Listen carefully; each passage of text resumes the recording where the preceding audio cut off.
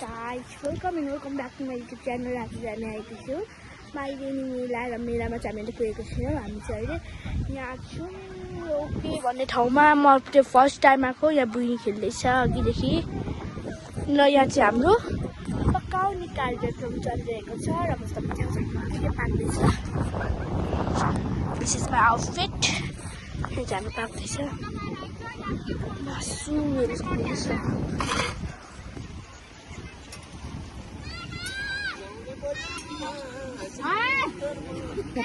तिम्रो के गरेको दिप्यास पनि छ के